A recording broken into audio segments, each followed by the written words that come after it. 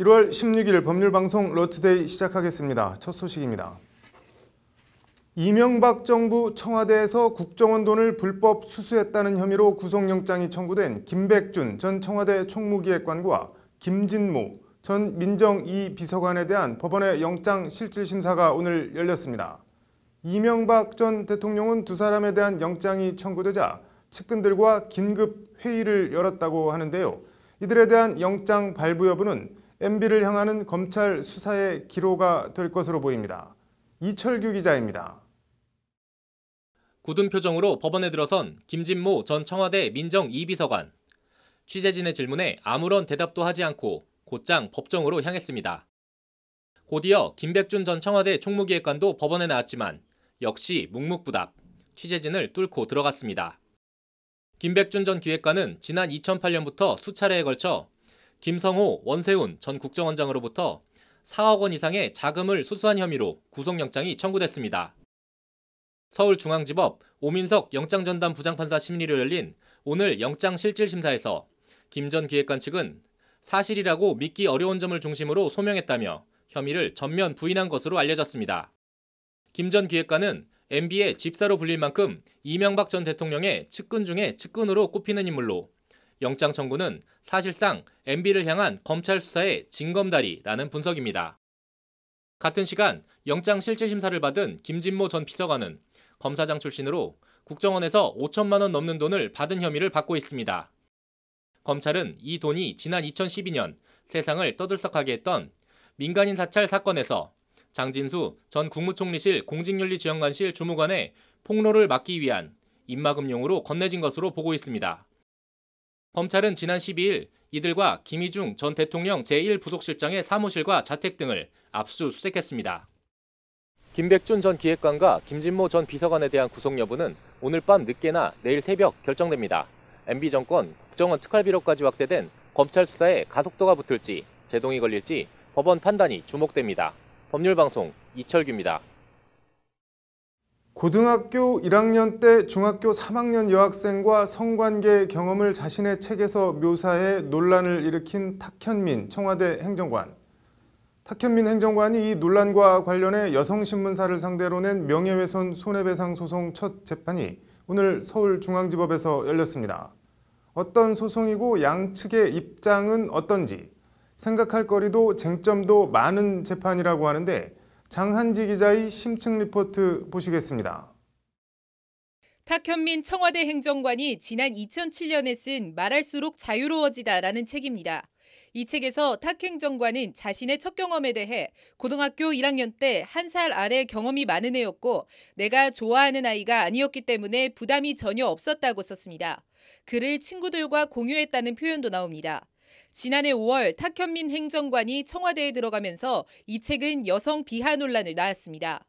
논란이 커지자 탁 행정관은 전부 픽션이라고 해명했습니다. 논란이 계속되던 지난해 7월 여성신문에 호주에 사는 한 30대 여성의 기고문이 실립니다. 16살 때 사랑해서 2살 연상 남성과 성관계를 가졌는데 이후 이 남성의 친구들로부터 성폭행을 당했다는 내용입니다. 이 기고문의 제목은 제가 바로 탁현민의 그 여중생입니다. 입니다. 제목만 놓고 보면 탁현민 행정관이 책에서 쓴 여중생을 떠올리게 합니다. 하지만 이 여성은 성폭행 악몽을 떠올리게 한 탁 행정관의 잘못된 여성관을 비판하기 위한 취지로 글을 기고했을 뿐 탁 행정관과는 일면식도 없는 사이입니다. 기고문 본문 어디에도 제가 바로 탁현민의 그 여중생이라는 표현도 없습니다. 또 다른 논란이 일자 여성신문은 게재 다음 날 그 여중생은 잘못이 없다로 제목과 내용을 일부 수정했습니다. 하지만 원문은 이미 SNS 등을 통해 일파만파 퍼져나갔고 탁 행정관은 허위 보도로 명예가 훼손됐다며 여성신문사를 상대로 3천만 원의 손해배상을 청구하는 소송을 냈습니다. 오늘 서울중앙지법에서 열린 첫 공판. 탁 행정관 측은 여성신문 해당 보도 이후 마치 여중생 강간범처럼 비난받고 있다. 깊은 고민 끝에 소송을 결정했다고 소송 배경을 설명했습니다. 여성신문 보도로 심각하게 명예가 훼손됐다는 겁니다. 여성신문 측은 탁 행정관의 어떤 명예가 훼손됐냐고 맞섰습니다. 기고문을 읽어보면 탁 행정관의 그 여중생이 아님이 명백해 명예훼손에 해당하지 않는다는 논리입니다. 원고 주장하는 거는 허위 사실로 자신의 명예가 훼손됐다라고 하는데 기사 글에서 제목, 본문 중에서 뭐가 허위라는 건지. 내가 바로 탁현민의 그 여중생이다. 기고문 취지와 내용을 강조하기 위한 언론사의 제목 편집. 이를 언론의 표현의 자유로 볼 수 있을 것인지, 공인에 대한 비판의 수위는 어디까지 용인될 수 있는지, 알 권리와 언론 자유 측면에서 명예훼손에 대한 언론의 이른바 위법성 조각 사유는 어느 범위까지 인정될 수 있는지, 관련해서 대법원은 지난 2009년 언론 기사의 명예훼손 성립 여부와 관련해 제목과 본문을 포함한 기사 전체의 취지를 전반적으로 판단해야 한다는 판결을 내린 바 있습니다. 재판부는 다음 공판 준비 기일을 3월 13일로 넉넉하게 잡았습니다. 이 두 달간 탁현민 행정관과 여성신문 측이 어떤 논리와 근거를 준비해 다시 맞붙을지, 법원은 궁극적으로 어떤 판단을 내릴지 궁금합니다. 법률방송 장한지입니다.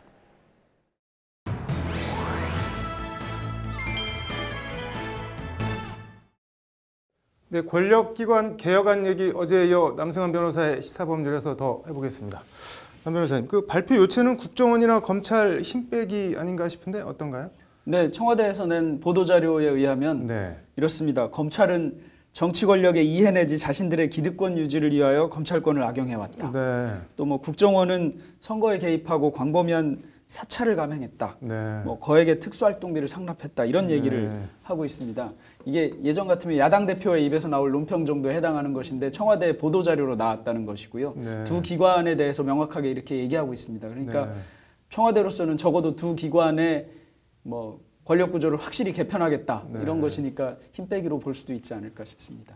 조국 민정수석 기자회견 보니까는 그 박종철 사건 언급하면서 경찰도 뭐 더 했으면 더 했지 뭐 더 나은 거 없다 뭐 이런 얘기를 하던데, 뭐 상대적으로 국정원이랑 검찰에서 많은 걸 좀 넘겨받은 것 같지만 경찰도 뭐 그렇게 분위기가 썩 좋은 것 같지는 않은데 어떤가요? 경찰로서는 시큰둥할 수밖에 없는 것이 경찰이 가장 원했던 영장을 청구하는 권리, 수사를 종결하는 권리, 이 부분은 전혀 언급이 없습니다. 이것이 없다면 뭐 허수아비에 불과하다 뭐 이런 얘기가 나올 정도이니까요. 경찰로서도 마냥 좋아할 일은 아닌 것이고요. 이거 뭐 영장 청구권, 수사 종결권 이거가 이런 방구도 없는 거는 어떻게 봐야 될까요? 네, 영장 문제는 그 개헌의 문제에 해당합니다.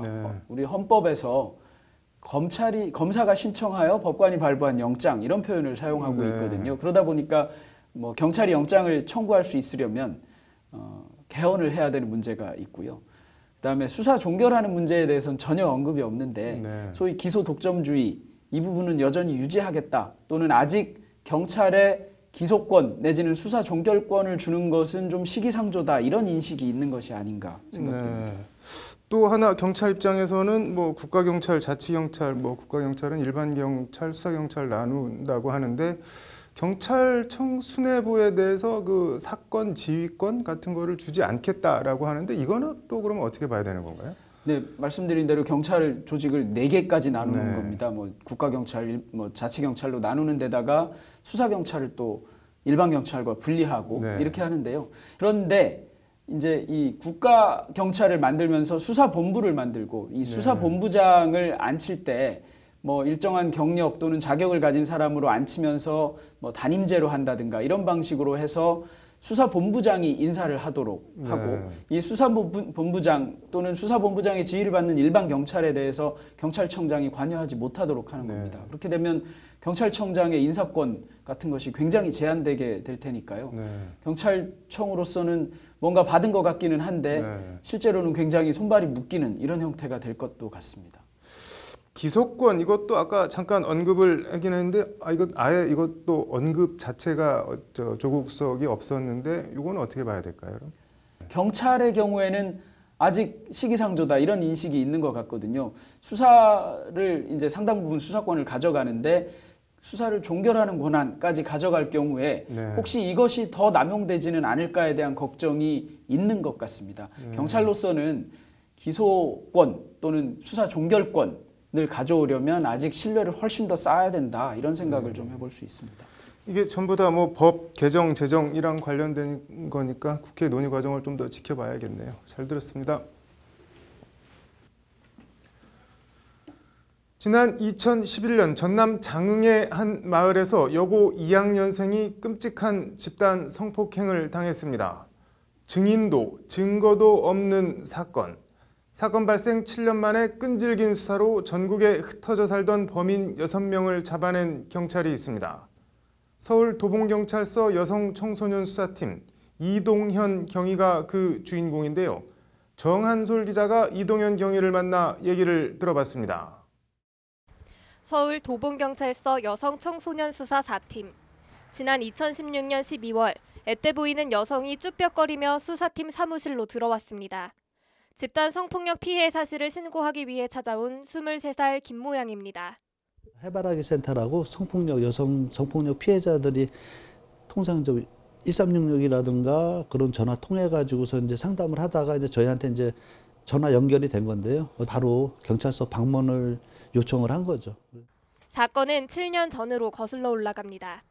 당시 고등학교 2학년이던 김양은 같은 반 친구가 놀러 가자고 해서 따라갔다가 끔찍한 일을 당했습니다. 모르는 오빠들 6명으로부터 집단 성폭행을 당한 겁니다. 이제 처음 만난 자리고 하다 보니까 선배들이고 이제 좀 강압적인 분위기에서 술을 마시고 취하게 된 거죠. 이제 이런 성폭행 범행. 극심한 충격과 수치심에 가족들한테도 털어놓지 못했던 비밀. 김양은 그러나 정신과 치료를 받던 의사의 설득과 권유로 경찰 신고를 결심합니다. 그 치료받는 과정에서 이제 원인된 게 그 우울증이라든가 이렇게 먼저 자해하고 이런 내용이 성폭행으로 인해서 이제 시작이 된 게 이제 상담 과정에서 나왔던 것 같아요. 그러니까 의사 선생님은 어렵사리 찾아간 경찰서. 그러나 사건 발생 관할 등을 이유로 신고는 2번이나 반려됐고 우여곡절 끝에 사건은 이동현 경위팀으로 왔습니다. 신고 당시 김양은 자신을 오빠들한테 데려갔던 반 친구가 누군지 기억도 못할 정도로 여전히 극심한 정신적 충격에서 벗어나지 못한 상태였습니다. 일단은 피해자가 기억하는 게 1차적으로 그 현장에 있던 7명에 대해서는 전혀 기억을 못하고 그중에 피해자 진술만 있고 이를 뒷받침할 증인도 어떠한 물증도 없는 이른바 그림자 사건. 이동현 경위팀이 택한 수사 방법은 무식해 보이지만 일단 부딪히자였습니다. 일단 김양의 고등학교 반 친구 수십여 명을 한 명씩 다 접촉했고 첫 단서가 잡혔습니다. 김양을 오빠들한테 데려간 친구가 확인된 겁니다. 같은 반 친구 여자 일행이 있었다는 내용을 갖다가 듣고 그 친구부터 수소문해서 개별적으로 다 집요한 노력과 발품을 판 끝에 결국 광주로, 부산으로, 경기도로 전국 각지에 뿔뿔이 흩어져 살던 6명의 피의자를 특정했습니다. 하나하나 만나 조사했지만 이들은 당연히 모두 혐의를 전면 부인했습니다. 시간도 오래 경과됐고 그때 당시 피해자 성폭행한 내용에 대해서 다 부인을 합니다. 그런 사실은 있지도 않다. 이거는 어떻게 보면은 피해자가 미친 거 아니냐. 김양 진술을 뒷받침할 어떤 증거도 없는 상황. 그래도 이동현 경위팀은 포기하지 않고 김양의 고등학교 친구 등 밑바닥부터 다시 훑기 시작했고 마침내 다시 사건 해결의 실마리를 찾아냅니다. 지금 그 피의자 중 한 명이 그때 당시 그 사귀었던 여자 친구가 한 명 있는데 그 여자 친구를 통해서 그때 당시 피해자가 성폭행 당했다는 진술을 참고인 진술 등을 확보, 퍼즐을 맞춘 이동현 경위팀은 성폭행이 있었고 현장에 있었다는 자백을 받아내 가해자들을 모두 재판에 넘겼습니다. 통상 등산복의 파카가 경찰 작업복인 이동현 경위가 오늘은 말쑥한 양복을 입고 나타났습니다. 김양 사건 해결 공로를 인정받아 여성 변호사회로부터 동료 팀원들과 함께 여성 아동 인권상 수상자로 선정된 겁니다. 사회적 약자를 보호한다는 취지에서 저희는 기본적인 업무를 했을 뿐인데 또 이렇게 영광스러운 수상을 하게 돼서 굉장히 감사합니다. 사실 이동현 경위는 단순히 김양 사건을 해결했다고 여성 아동 인권상을 받은 게 아닙니다. 그동안 성폭행 등 이런저런 여성 청소년 범죄 해결에 노력해왔고 김양도 우연히 이동현 경위를 찾아온 게 아니라 해바라기 센터에 소개로 오게 된 겁니다. 집에 자식이 많고 식구가 많으셔서 그런지 인자하시고 사무실에서도 참 가족같이 잘해주시고 사건 처리할 때도 되게 성폭력 등 여성 청소년 상대 범죄는 반드시 근절해야 할 악이라는 이동현 경위. 범인은 반드시 잡힌다는 게 이동현 경위의 좌우명입니다. 법률방송 정한솔입니다. 네, 이어서 법조계 소식 전해드리겠습니다. 법무부와 검찰이 부정부패 범죄 행위로 부당하게 얻은 수익에 국고 환수를 강화하기 위한 범죄수익 환수전담 부서 신설을 추진 중이라고 밝혔습니다. 법무부는 이달 예정된 검찰 인사에서 관련 직제 개편을 검토 중입니다. 판사 블랙리스트 의혹에 대한 법원 추가조사위원회의 조사가 이르면 이번 주 마무리될 전망입니다. 추가조사위는 그동안 법원행정처 컴퓨터를 개봉해 상당수 문건을 검토하고 문서 작성자인 전현직 판사들을 상대로 작성 경위와 지시 및 보고 여부 등을 조사한 것으로 알려졌습니다.